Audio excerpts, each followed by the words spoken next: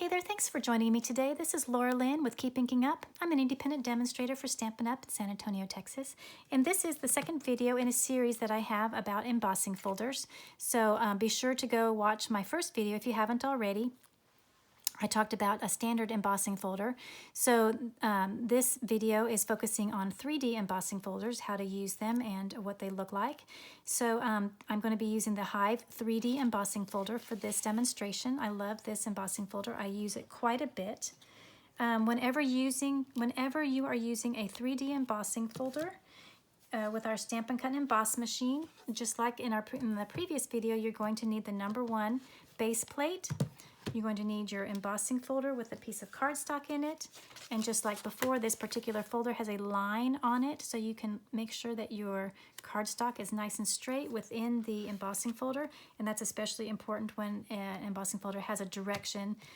This one has a bit of a direction, so it is nice to make sure that it's nice and straight.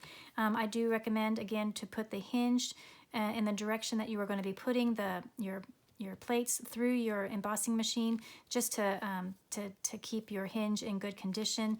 I have in the past gone through in this direction, and I have chewed up the edge of my hinge, and I didn't want you to be damaging your product, so please learn from my mistakes and not do that. So I do recommend that you place the hinge toward the direction that you are sending your plates through, and then you're going to top this off with a #4 embossing plate. Now this plate does come standard when you order our Stampin' Cut and Emboss machine, so there is no need to order any additional plates when doing any embossing with our Stampin' Cut and Emboss machine. So you're going to run this through your machine, and when it comes out, you are going to get this lovely texture of the hive that you have, and you can choose to either use the embossed side of it or the debossed side in it. I did want to share both of those. I often have a difficult time deciding which one to use, especially with this folder. I don't really know why, but for this folder, I like both. I like both so much, and so I have to decide which one I want to use on a particular project. So I did want to share a card that I made using this exact embossing folder and share another tip. Here you can see that I have the debossed side of the embossing folder, and it was on a die cut. So what I wanted to mention to you, I highly recommend that whenever you're going to combine die cutting with embossing, that it's important to do the die cutting first prior to the embossing, and I'll tell you exactly why.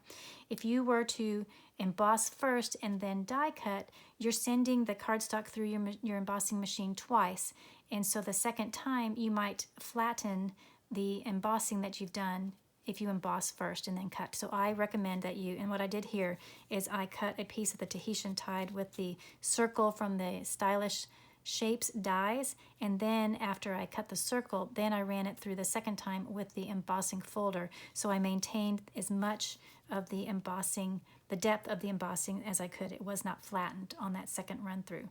So I just wanted to share that tip with you. I hope that you enjoyed this and learned something about our 3D embossing folders. Be sure to return to my channel to see my other videos in this series about embossing folders. I hope you learned something new. Thanks again so much for watching, and I will see you in the next video. Bye-bye.